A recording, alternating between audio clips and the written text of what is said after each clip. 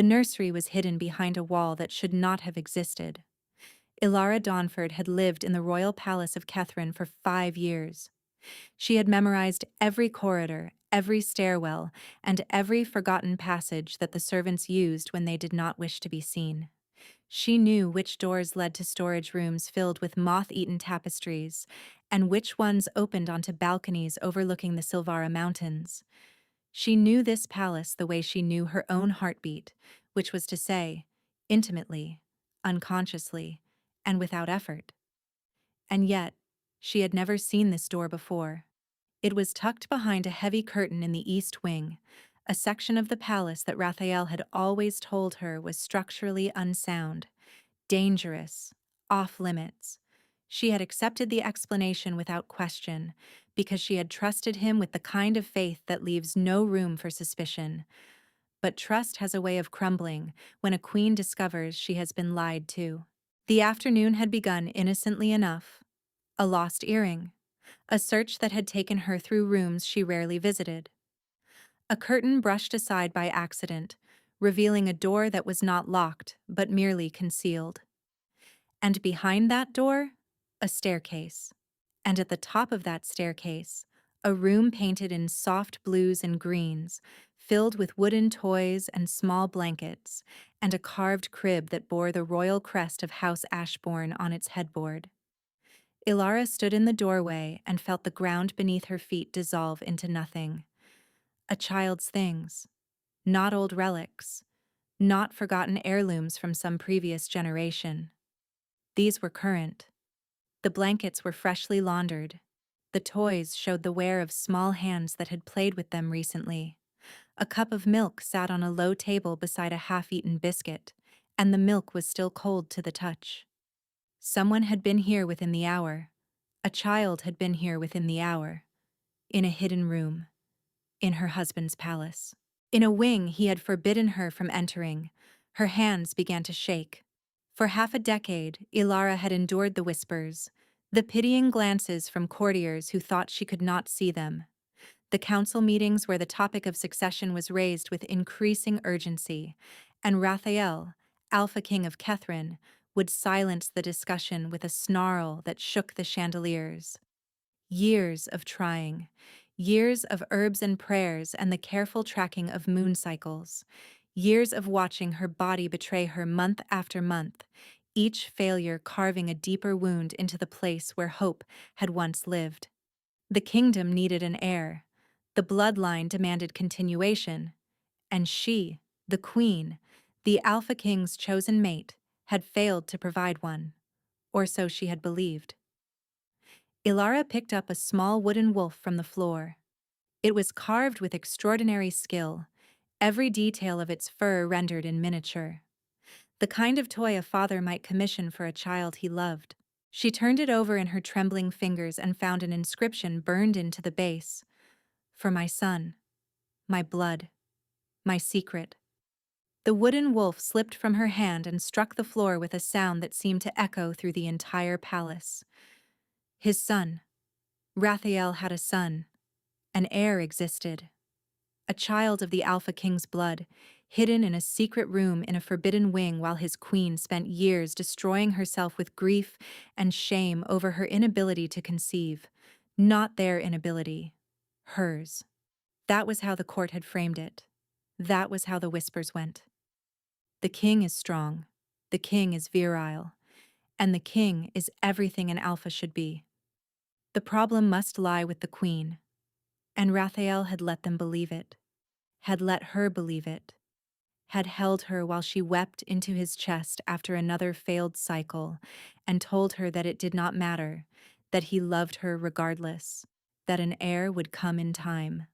While his son slept in a concealed chamber 3 corridors away. A sound from below the staircase froze Ilara where she stood. Footsteps. Quick, purposeful, and heading directly toward her. She should have hidden. Should have slipped behind the curtain and pretended she had never found this room. That was what the old Ilara would have done. The Ilara who trusted. The Ilara who believed. That woman had died the moment she read the inscription on the wooden wolf. The new Ilara turned to face the door and waited. A woman appeared at the top of the stairs. She was young, perhaps 20, with dark auburn hair pulled back from a face that was flushed with exertion. She wore the simple dress of a palace servant, but her gaze carried an intelligence that did not belong to the lower staff. When she saw Ilara, she went white. "Your Majesty." The words came out strangled. "You should not be here." "And yet I am." Ilara's voice was steady. She was distantly surprised by this. "Where is the child?" The woman's gaze darted to the empty crib, to the half-eaten biscuit, to the wooden wolf on the floor. Her throat worked as she swallowed. "I do not know what you mean, Your Majesty." "You are standing in a nursery that contains my husband's crest, a carved wolf inscribed to his son, and fresh milk that someone poured within the last hour. I will ask you one more time, and I suggest you consider your answer very carefully." Ilara stepped forward. "Where is the child?" The woman's composure broke. Tears spilled down her cheeks, and her hands twisted in the fabric of her apron. "Please," she whispered. "Please, Your Majesty. If he learns that you know, he will send Cyprian away. He will hide him somewhere I cannot follow. I am begging you. For my son's sake." "My son." The room tilted sideways. "You are the mother," Ilara said. The woman nodded, her face crumpling. "My name is Delphine. I was a healer in the mountain villages before the king brought me here. Cyprian is 3 years old. He has his father's eyes." 3. The child had existed for 3 whole years, which meant Raphael had fathered him 2 years before the council began pressuring Ilara most aggressively about the succession. He had watched her suffer the humiliation of public scrutiny, while knowing full well that the bloodline was not in danger. The cruelty of it was so vast that Ilara could not feel it all at once. It came in waves, each one larger than the last. "Does anyone else know?" Ilara asked. Delphine hesitated. "The king's first beta, Haddon. He arranged everything. The wing, my quarters, the rotation of guards who can be trusted to keep silent. Haddon, of course, Raphael's closest advisor, the man who had been at his side since childhood. He had known the entire time." "How often does the king visit?" Ilara heard herself ask. "Every night." Delphine's voice broke on the word. "He comes after the court has retired. He holds Cyprian. He reads to him. He stays until the boy falls asleep." Every night. Every night, while Ilara lay alone in their shared chambers, wondering why Raphael's visits had grown shorter and less frequent, he had been here, in this room, with his son and the woman who had given him what his queen could not. "I need you to understand something," Delphine said, stepping forward with sudden urgency. "I did not choose this. The king came to my village seeking a healer for his injured wolves. I did not know who he was. By the time I understood, I was already carrying Cyprian, and the king had already decided that the child would be raised in secret." Why secret? The question tore itself from Ilara's throat. Why hide a healthy heir when the kingdom is desperate for one? Delphine's expression shifted to something that looked almost like pity. "Because announcing the child would mean acknowledging me," Delphine said quietly. "And acknowledging me would mean publicly admitting that the bond between the king and queen had not produced what the kingdom required. The council would have demanded your removal. The king said he could not allow that." Ilara laughed. The sound was awful, sharp, and fractured, and it echoed off the nursery walls. "He hid a child. He hid a woman. He let me believe I was barren. He let the entire court believe I was failing him." She pressed her palm against the carved headboard of the crib. "And he did all of this to protect me?" Delphine said nothing. Her silence was answer enough. From somewhere deep in the palace, a bell chimed. The evening court would begin within the hour. Ilara looked at the nursery one last time. At the small blankets, at the wooden wolf on the floor, at the ghost of a life that had been built in shadows while she lived in the light and understood nothing. "Tell no one that I was here," she said to Delphine. Then she descended the staircase, pulled the curtain back into place, and walked through the corridors of the palace with the careful, measured steps of a woman holding herself together by force of will alone. She had dinner to attend, a court to face, a husband to sit beside, and a decision to make that would change the course of the kingdom forever. Ilara sat through dinner that evening and did not taste a single bite of food. The great hall of Catherine was magnificent in the evening light. Torches lined the stone walls, their flames reflected in the polished surface of the long oak table. Musicians played softly from the gallery above. Servants moved with practiced silence between the seated nobles, pouring wine and placing dishes with the precision of choreography. At the head of the table, Raphael presided over it all. Tall, broad-shouldered, with dark hair that fell to his collar and a jaw that looked as though it had been carved from granite. His eyes were the deep amber of old honey, and when he turned them on Ilara, they softened in the way that had once made her believe she was the center of his world. She met those eyes now and saw them for what they were: a performance, a carefully maintained illusion. "You are quiet tonight, my love," Raphael murmured, his hand finding hers beneath the table. Ilara did not pull away. Pulling away would invite questions she was not ready to answer. "I am tired," she said. "The day was long." His thumb traced a circle on her wrist, a gesture so intimate and familiar that it made her stomach clench with nausea. This was the hand that held her when she wept over another failed cycle, the hand that stroked her hair when the whispers of the court grew too loud to bear, the hand that, every night after she fell asleep, left their shared chambers and climbed a hidden staircase to hold another woman's child. Across the table, Haddon watched them with an expression of benign contentment. The first beta had been the first person to welcome Ilara to the palace when she arrived as a nervous bride. He had shown her the gardens, taught her the protocols of court, told her the king had spoken of nothing but her for weeks before the wedding. All of it built on a foundation of sand. Or perhaps, not all of it. That was the part that made Ilara's chest ache. Because beneath the deception, there had been moments of genuine tenderness. The way Raphael held her when thunder rolled across the mountains. The way he brought her wildflowers from his morning hunts, stems still damp with dew. The way he looked at her sometimes, when he thought she was not watching, with an expression so raw it stole her breath. Had all of that been real?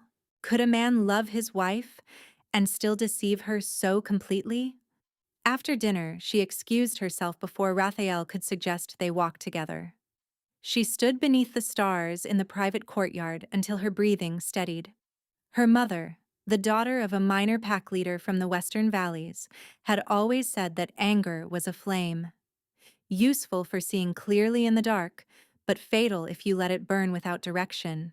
Ilara needed direction. The facts were these. Raphael had fathered a child with a healer named Delphine approximately 4 years ago.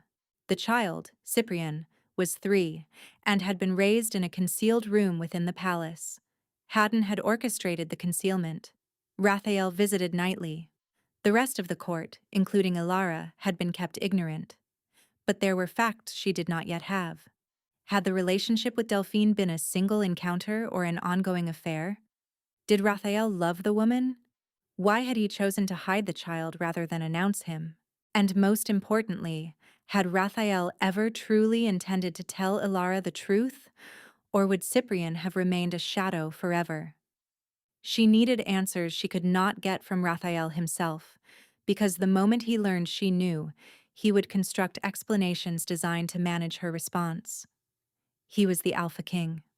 Managing situations was what he did. The following morning, Ilara waited until Raphael had left for his dawn patrol before making her way to the East Wing. This time, she did not hesitate. She pushed through the curtain, climbed the staircase, and entered the nursery with the composure of a queen conducting official business. Delphine was seated on the floor beside a small boy who was building a tower out of wooden blocks. Ilara looked at the child for the first time. Cyprian had dark hair that curled at his temples, chubby fingers that moved with surprising dexterity, and when he looked up at the unfamiliar woman in his nursery, he smiled with an openness that only children possess. His eyes were the deep amber of his father's. The resemblance struck Alara with a force that cracked something inside her chest. Not anger this time, something worse. Grief for the child she had never carried. Envy so sharp it drew blood. And beneath both of those, a tenderness she had not expected, because the boy was innocent. Whatever sins his father had committed, this child had chosen none of them. Was it once? Ilara asked Delphine. Or was it more than that? Once, Delphine said. A single night. He was injured during the mountain patrol, a rock slide. I healed him over the course of a week. On the last night, before he left, she trailed off. I did not know he was the king. He told me his name was Wrath, and I believed him. When did you learn the truth? When his wolves came for me 2 months later. Haddon arrived with 6 guards and told me the father of my child was the Alpha King of Catherine. Does Cyprian know who his father is? He knows a man comes to visit him every night. He calls him Papa. But he does not understand what a king is, or why he must stay in these rooms, or why he has never been outside. He has never been outside? In all this time? Delphine's eyes filled with tears. The king says it is too dangerous. I have told him 100 times that a child needs sunlight. He always says soon. Soon is the only word he knows. Ilara crouched down to the child's level. That is a fine tower, she said. Cyprian held out a wooden block, an offering.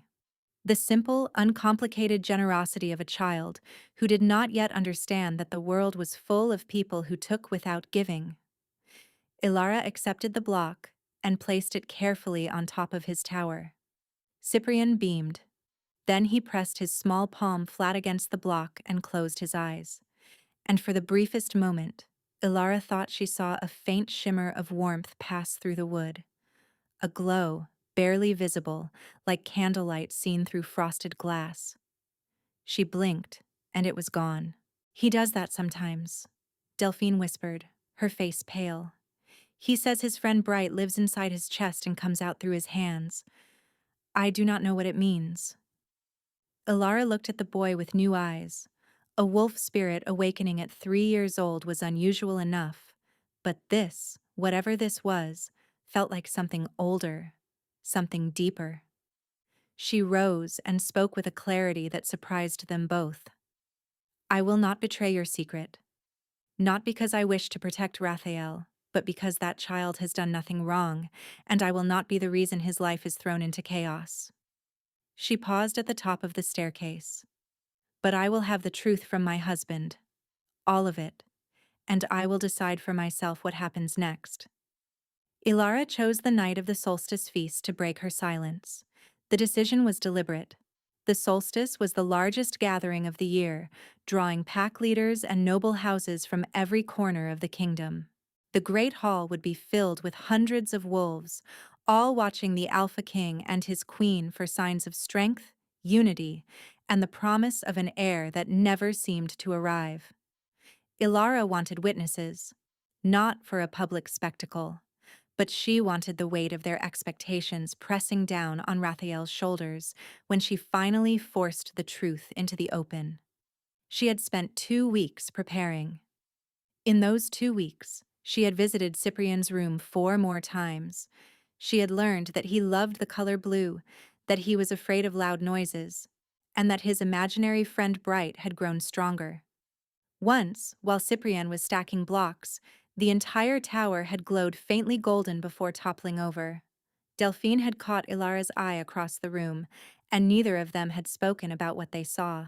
She had also learned, through careful observation and discreet conversations with servants whose loyalty to her predated their fear of the king, that the situation was more complex than she had initially understood. Haddon had not simply hidden the child out of loyalty to Raphael.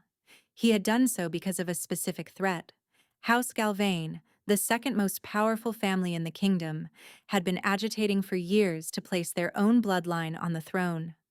Lord Corvin Galvane had 3 sons, all of them strong wolves, all of them positioned to challenge for the crown if Raphael failed to produce an heir. The Galvanes did not know about Cyprien. If they discovered that a child existed, born outside the royal marriage, they would use the scandal to destabilize Raphael's rule and potentially mount a direct challenge for the throne. Ilara understood the political calculation. She even, in her most rational moments, understood why Raphael might have believed that secrecy was the safest path. But understanding a reason is not the same as forgiving the wound it inflicts. The solstice feast began at sundown. Ilara dressed in a gown of deep midnight blue and a crown of silver that caught the torchlight like captured stars. She took her seat beside Raphael and accepted a goblet of wine she did not intend to drink. The moment came during the traditional solstice address. Raphael stood before the assembled court, goblet raised, and spoke of prosperity and unity. His voice filled the great hall with the easy authority of a man accustomed to being obeyed. "And so I ask you to raise your cups," he concluded, "to Catherine, to its people, to its future." "To its future," the hall echoed. Ilara stood. The movement registered like a thunderclap. Raphael turned to her, surprise flickering across his features. "If I may add a word, my king," she said, her voice carrying across the hushed hall.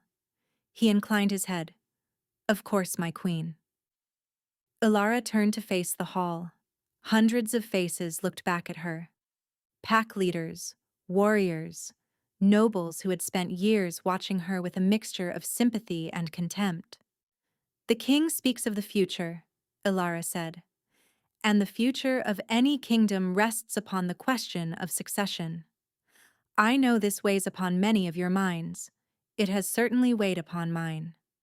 A murmur rippled through the hall. "For years I have borne the burden of this kingdom's expectations. I have submitted to every examination, every remedy, every whispered judgment. I have done so because I love my husband and because I believe in the duty of a queen to her people." She paused. The silence was absolute. "But duty requires honesty, and I have recently learned that honesty has not been equally shared in this marriage." Raphael's hand closed around her wrist. Not hard enough to hurt, but hard enough to communicate a message. "Stop." She turned to look at him. His face had gone very still. His eyes held something she had never seen directed at her before. Fear. "Ilara," he said, pitched low, "do not do this. Not here. I will explain everything." "You have had years to explain," she said, just as quietly. "I have had 2 weeks." She pulled her wrist free. Ilara did not finish her speech. She did not reveal the secret. She had not actually intended to, not in front of the Galvanis and every other house that would weaponize the information against an innocent child. What she had intended was exactly what she achieved. She wanted Raphael to know that she knew. She set down her goblet. "Forgive me," she said to the hall with a gracious smile. "I find I am more fatigued than I realized." She walked the length of the great hall with her head high and her spine straight. She made it halfway down the corridor before Raphael caught her. His hand caught her elbow, and he spun her to face him. His wolf was pushing close to the surface, his pupils narrowed to vertical slits. "What do you know?" he demanded. "Everything." The word fell between them like a blade. "I know about the East Wing, I know about Delphine, and I know about Cyprien." His name, the child's name in her mouth. Raphael released her arm as if her skin had burned him. "How?" he whispered. "Does it matter? You hid a child in our home, Raphael. You let me grieve for a baby I could not conceive while your son slept 3 corridors away. You watched me break apart, and you said nothing. I was trying to protect you." "From what? From the truth? or from the realization that the Alpha King of Kethrin is a coward who would rather imprison his own son than face the consequences of his choices? The word coward struck him visibly. She saw it in the way his body flinched, the way his jaw locked. "You do not understand the danger," Raphael said through gritted teeth. "The Galvanes have spies in every corridor. If they discover Cyprian exists, they will come for the child." "Then you should have told me and let me help you protect him, instead of letting me believe I was broken." The words hung in the corridor between them, and Ilara watched Raphael's face cycle through guilt, shame, anguish, and beneath all of them, the desperate look of a man watching something precious slip through his fingers. "I never let you believe you were broken," he said hoarsely. "You never corrected it. The result is the same." "I want the full truth," Ilara said.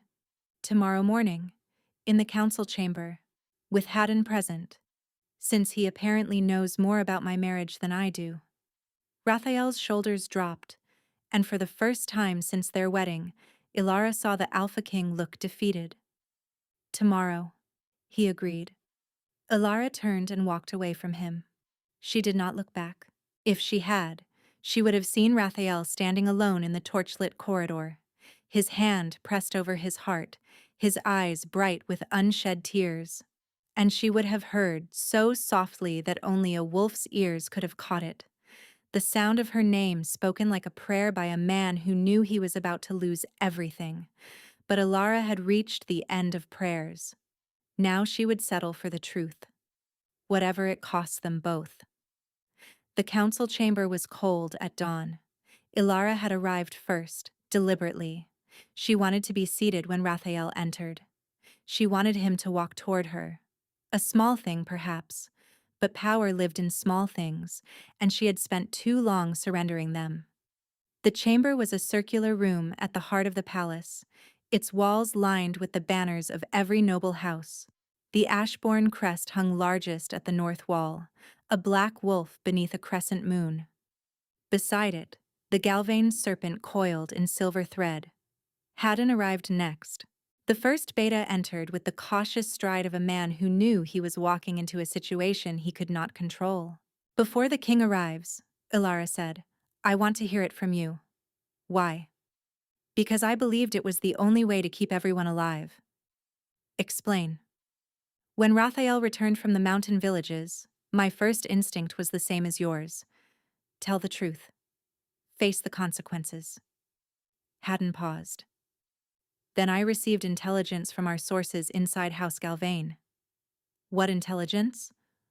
Lord Corvin had already begun laying groundwork for a succession challenge. His argument was simple. The king has no heir.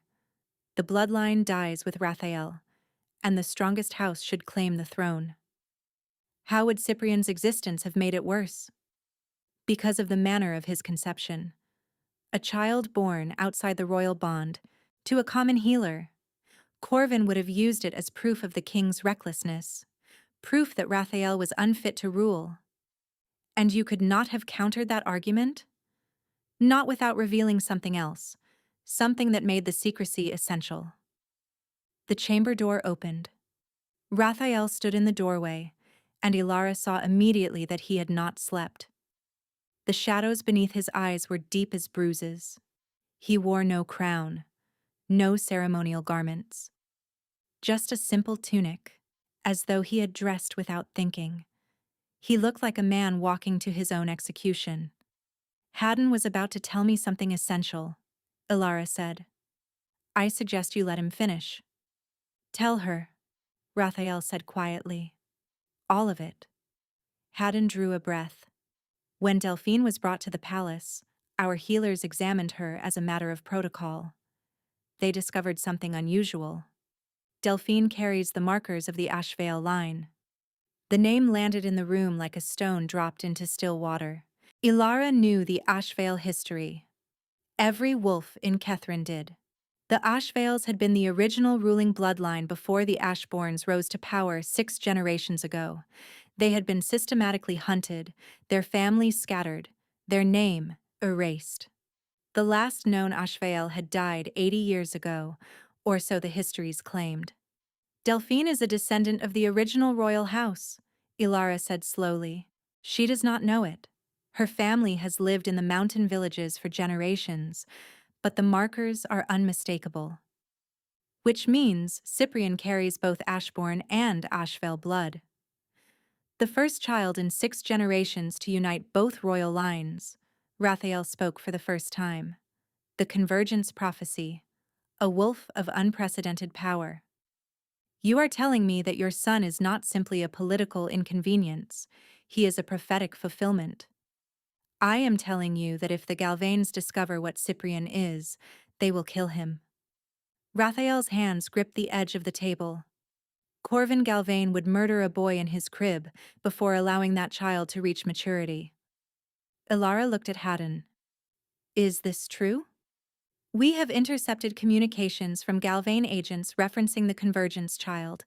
Their instructions are explicit. If such a child is identified, it is to be eliminated before its 5th birthday, when the unified bloodline would begin to manifest visibly. Before his 5th birthday, Cyprian was 3. Ilara felt the anger that had sustained her shift beneath her feet. The betrayal was still real, but the ground on which she had built her fury was no longer as solid as it had been. You should have told me, she said, and her voice cracked on the final word. I was afraid.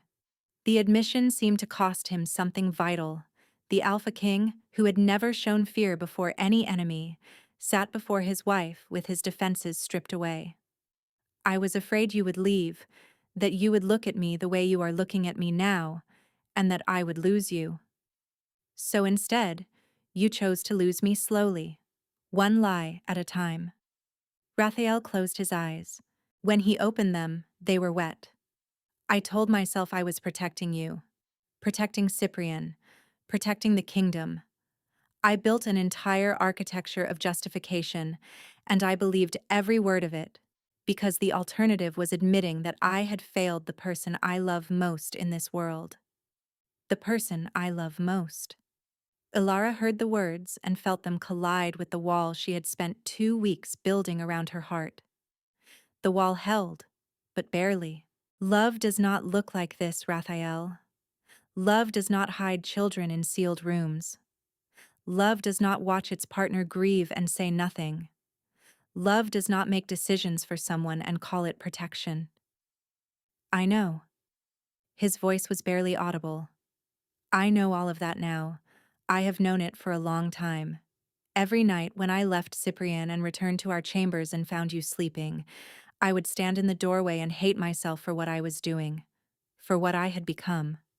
Then why did you not stop? Because every day that passed made the truth harder to speak. 1 month became 6. 6 became a year became 3. The lie grew roots, and I could not tear it out without destroying everything around it. Silence filled the council chamber. The banners on the walls stirred in a draft that came from nowhere, as though the palace itself was listening. Ilara pressed her palms flat on the table and rose to her feet. I need time. I need to think without your face in front of me and your words in my ears. You are very good at words, Raphael. But words are what got us here. She walked toward the door. Ilara. His voice stopped her. Whatever you decide. I want you to know that not a single day has passed when I did not love you. The failures are mine. But the love was never a lie. She stood in the doorway with her back to him. That, she said quietly, is what makes it so much worse. 3 days passed in silence between the king and queen. Ilara moved through the palace like a ghost inhabiting her own life. She attended to her duties with mechanical precision. She met with the head of household about winter provisions. She reviewed petitions from the outer villages. She sat for her portrait, a tradition for the 5th anniversary of the royal marriage that now felt like a monument to something already dead. She did not visit Cyprian. She did not seek out Delphine. And she did not speak to Raphael beyond the minimum their shared obligations required, but she watched him, from across the great hall during meals, from the window of her study as he trained with his guard in the courtyard below, from the doorway of the library when he sat alone at night, a book open on his lap, but his gaze fixed on nothing. He was deteriorating. The change was subtle enough that the court had not yet noticed, but Ilara knew Raphael's body the way a sailor knows the sea. She saw the new hollows beneath his cheekbones, the way his hands trembled when he thought no one was looking, the flicker of the animal pushing against the surface with increasing urgency. A bonded alpha separated from his mate's affection did not simply grieve, he unraveled. The wolf, deprived of its emotional anchor, began to fight for dominance. If the separation lasted too long, the man would lose himself entirely, consumed by the animal until nothing human remained. She had seen it happen once, years ago, to a pack leader in her mother's territory. His mate had died in a winter flood, and within weeks, the man had ceased to exist. What remained was only the wolf, wild and inconsolable, howling at the edges of the settlement until others chased him into the forest. He never came back. Raphael was not there yet. But the trajectory was unmistakable.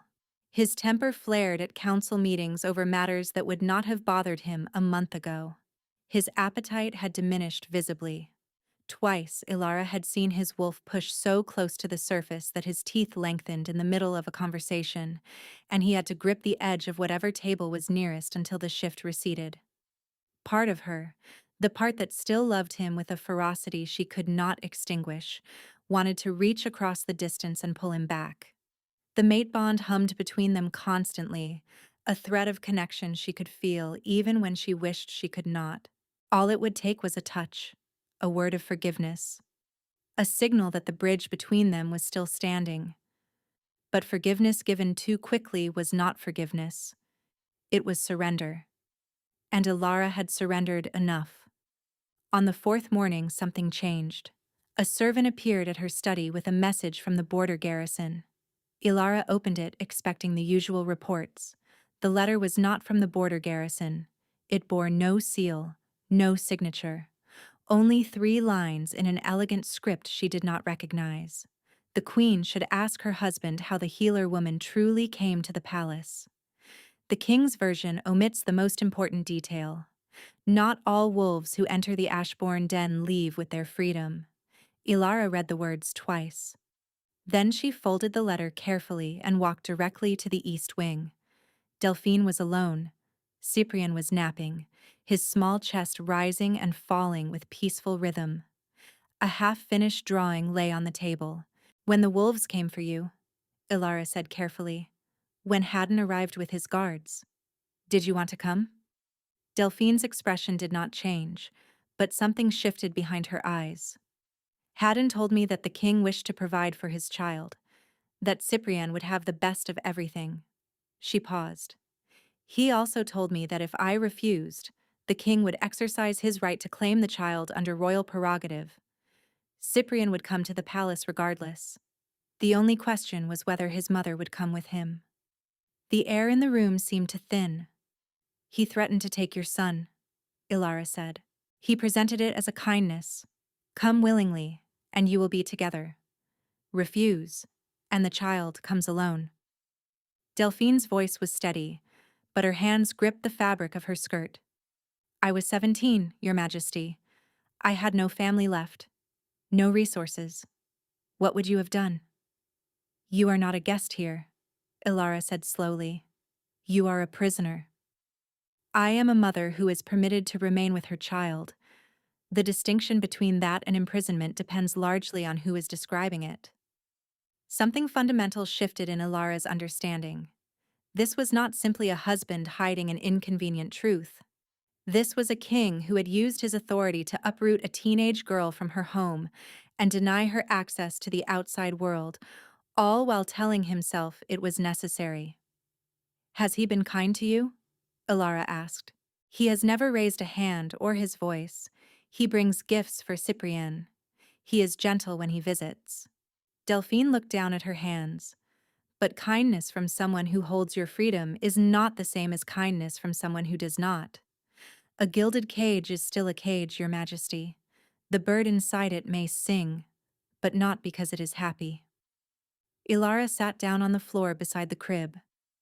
I am going to change this, she said. I do not yet know how, but I am going to change this. From the crib, Cyprian stirred. His eyes opened, found Ilara, and a sleepy smile spread across his face. Tower lady, he mumbled, reaching for her with small, warm fingers. Ilara took his hand, and the child's grip tightened around her fingers with absolute trust.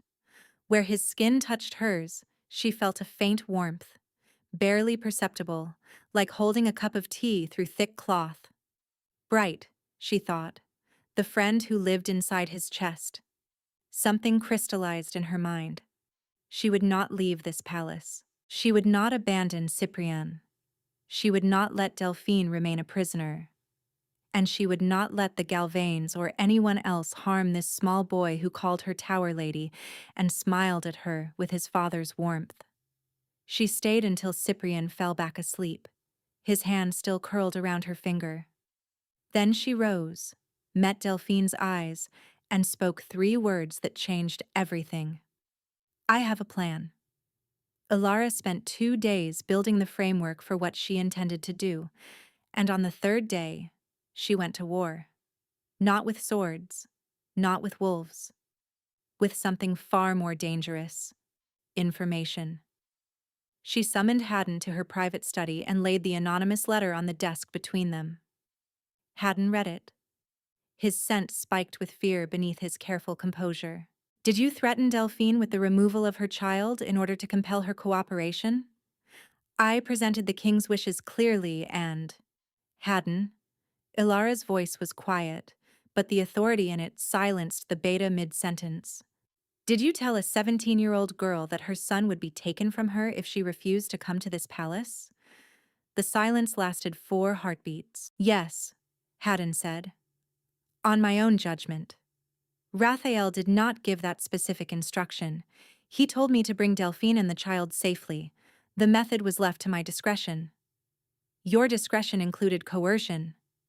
My discretion included ensuring that a child carrying the convergence bloodline was not left unprotected, where any Galvane scout could find him. I stand by the reasoning, even if the execution was flawed. I need something from you, Haddon. Everything you know about House Galvane's movements, their spies inside this palace, their plans for the succession challenge. That information is classified by the king's order. The king's order also classified the existence of his own son. I think we have established that his judgment regarding secrets has significant limitations. A ghost of something, it might have been respect, crossed Haddon's face. He reached into his coat and withdrew a leather folder, thick with documents. I have been compiling this for 2 years. Evidence of Galvane treason, intercepted correspondence, financial records showing payments to foreign mercenaries, testimony from 3 of their own household staff. What Ilara found inside made the blood drain from her face. The Galvanes were planning a coup, a coordinated strike timed for the spring equinox, when the kingdom's forces would be dispersed. Lord Corvin had secured alliances with 2 southern pack leaders and a mercenary company from across the eastern mountains. The plan called for the assassination of Raphael, the seizure of the palace, and the installation of Corvin's eldest son as regent. The queen was to be eliminated alongside the king. The spring equinox is in 6 weeks, Ilara said. 5 weeks and 4 days. We cannot go to Raphael with this. He is barely holding his wolf in check. If we tell him the Galvanes are planning to assassinate his family, he will shift and tear through the Galvane estate, which is exactly what Corvin wants. A feral king attacking a noble house without formal charges gives the Southern Pack's justification to join the rebellion. Then what do you propose? We beat them before they know they have lost. We take this evidence to the pack leaders Corvin has been courting and turn his coalition against him. And we do it without Raphael, because right now, my husband is the weakest piece on this board. You want to run a covert operation against the most powerful house in the kingdom without the king's knowledge. I want to save my husband's life, protect his son, free Delphine, and preserve the kingdom from civil war. She met his gaze without flinching. The question is whether you will help me, Haddon, not as the king's beta, as mine. Haddon placed his hand over his heart in the traditional gesture of a wolf pledging service. My queen, he said, command me. That night, Ilara began assembling her pieces. She sent discreet messages to 3 pack leaders she knew to be loyal to the throne, but skeptical of the Galvanes. She arranged a meeting with Britta, head of the palace guard, who had served the Ashbourne family for 30 years, and whose loyalty was beyond question. She reviewed maps of the Galvane territories, noting the positions of their garrisons and the supply routes that kept them provisioned. Her mother's voice echoed in her memory. A battle is won before the first blow is struck. Every advantage you hold when the fighting begins is a life you will not have to spend winning it. And late in the evening, when the palace had grown quiet and the torches burned low in their sconces, she went to Cyprian's room one final time. I told you I had a plan, she said to Delphine. I am going to tell you what it is. When she finished, Delphine's face was pale, but her eyes were steady. You are asking me to reveal my bloodline, to use it as a weapon against the Galvanes. I am asking you to claim what is rightfully yours. If we present the convergence to the kingdom at the right moment, it makes Cyprian untouchable. No pack leader would side with a family that threatens such a child. The prophecy is too deeply woven into our culture. And what happens to me? That depends on what you want. If you wish to leave, I will ensure you have a home and freedom. If you wish to stay, you will be acknowledged openly. And the king? Ilara hesitated. It was the first time she had allowed uncertainty to show since the day she found the nursery. I do not know yet, she said. I love him. Despite everything, that has not changed. But I do not know if love is enough to rebuild what he has broken. I only know that his kingdom is about to be attacked. His child is in danger, and the woman who bore that child has been kept in a cage. Those are the problems I can solve right now. The rest will have to wait. From the crib, Cyprian murmured in his sleep. Tower lady. Ilara looked at the small boy and felt her resolve harden into something unbreakable. 6 weeks, she said to Delphine. That is how long we have. Will you help me? Delphine stood. She crossed the room and extended her hand, not in the formal gesture of a wolf pledging service, but in the simple, human way of one woman reaching for another. Ilara took it. And in the secret quarters of a lying king, 2 women who should have been enemies formed an alliance that would shake the kingdom to its foundations. The Galvanes struck 3 weeks early. Ilara was with Cyprian when the first explosion shook the palace walls. The boy screamed, his small body curling against Delphine's chest. Dust rained from the ceiling. The walls cracked in jagged lines. A second explosion, closer. Through the windows, Ilara could see smoke rising from the western courtyard. The sharp, vicious cries of wolves in combat reached them through the glass. Haddon appeared at the staircase, blood streaming from a gash above his left eye. They breached the outer wall. Corvin brought the mercenaries, 200 wolves, plus armed men. The palace guard is holding the inner courtyard, but they are outnumbered. Where is Raphael? He shifted when the first blast hit, went straight for the Galvane forces at the main gate, alone. Britta has been trying to reach him, but he is not responding to commands. A feral alpha, already destabilized by weeks of emotional separation from his mate, throwing himself into battle without strategy or support. He would get himself killed. Get Delphine and Cyprian to the root cellar beneath the kitchens, Ilara said. Take 4 guards and seal the passage. And where will you be? Finding my husband before his wolf destroys him. The courtyard is a battlefield. If Raphael dies, this kingdom falls. Every wolf in Catherine is connected to their alpha. The pack structure collapses. Corvin will walk over the bodies of wolves who lost their will to stand. Delphine gathered Cyprian into her arms.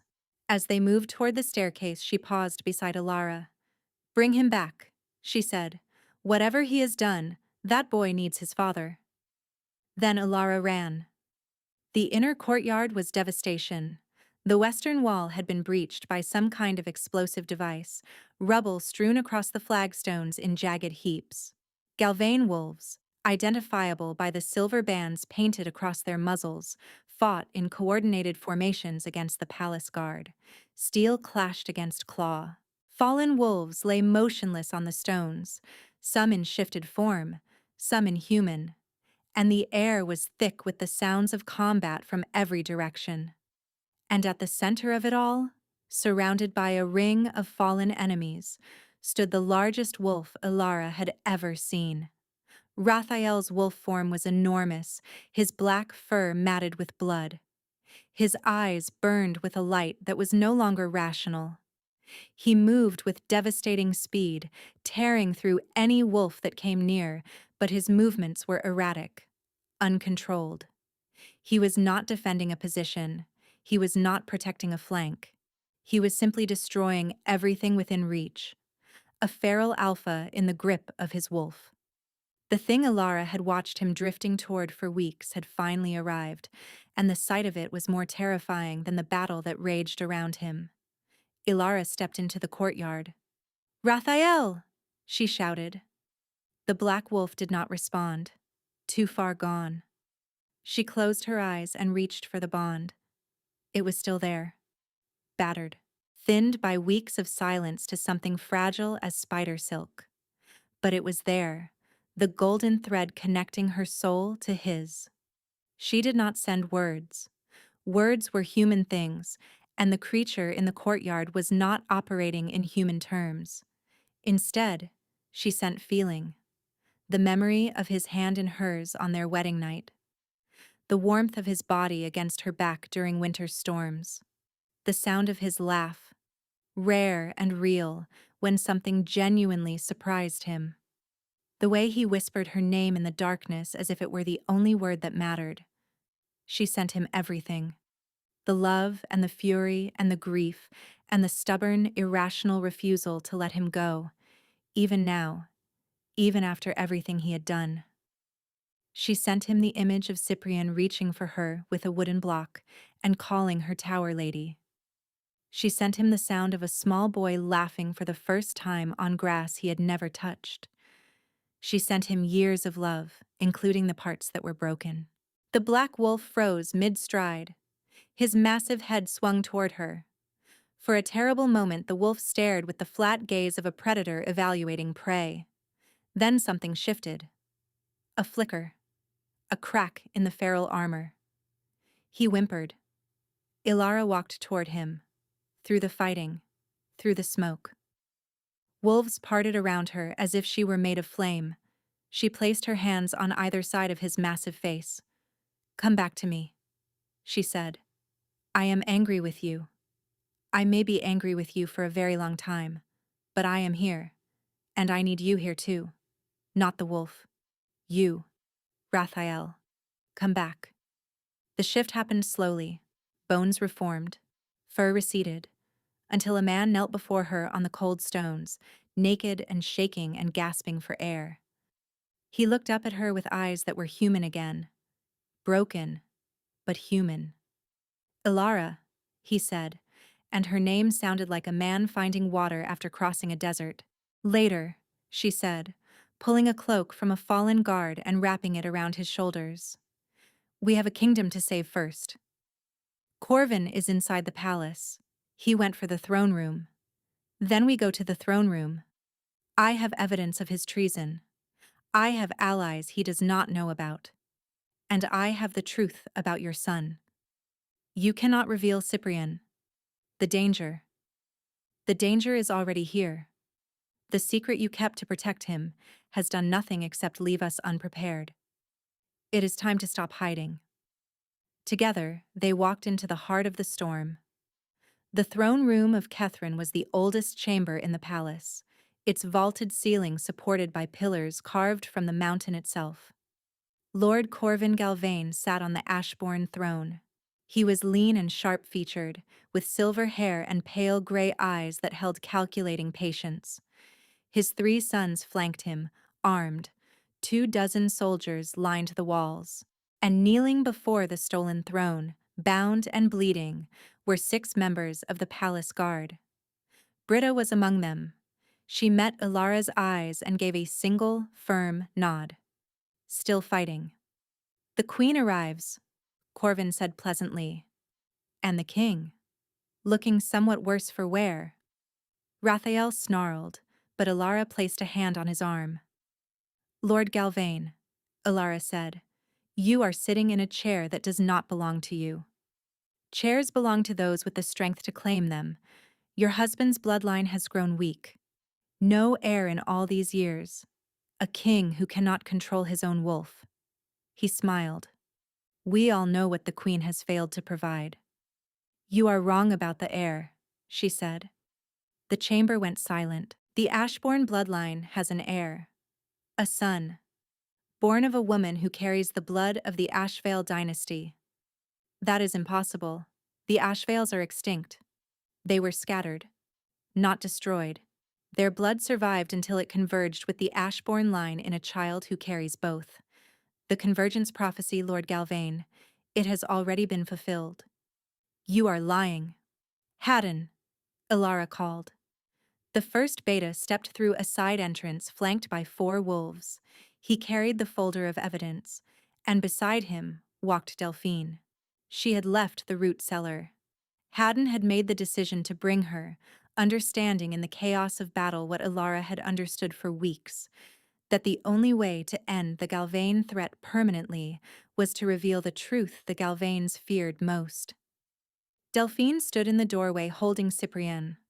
The boy looked at the assembly with wide eyes, clutching his mother's collar. "This is Delphine of the Ashvale line," Ilara announced. "And this is Cyprien Ashbourne, son of the Alpha King, heir to the Convergence bloodline." Cyprien looked across the room and saw Raphael. His face broke into a smile. "Papa," he said. The word echoed through the throne room. Corvin's eldest son drew his sword. "Kill the child. Now." He lunged toward Delphine. 3 things happened at once. Raphael shifted with a roar that shook dust from the ceiling, his black wolf exploding forward. Haddon threw himself between the attacker and Delphine, taking the sword slash across his shoulder. And Cyprien began to glow. The light was golden, pouring from his small body like sunrise breaking through storm clouds. It filled the throne room with a warmth that every wolf felt in their bones, a resonance that bypassed thought and spoke directly to the ancient part of them that remembered what the convergence meant. The Galvain wolves dropped to their knees, not voluntarily, not because they chose to surrender. Their wolves recognized the convergence bloodline with an instinct older than language, older than politics, older than the petty ambitions of men who coveted thrones. They bowed because their deepest nature demanded it, because the blood of both royal lines singing in harmony through a single child was a force that no wolf could resist. Corvin's sons staggered. Their weapons fell from hands that suddenly refused to obey. The eldest, who moments ago had lunged to kill a child, sank to one knee with a sound of bewildered anguish, the beast inside him overriding every command his mind tried to give. Only Corvin himself remained standing, his pale eyes wide with terror. "No," he breathed. Raphael's wolf stood between Corvin and the child, teeth bared, but it was Ilara who stepped forward.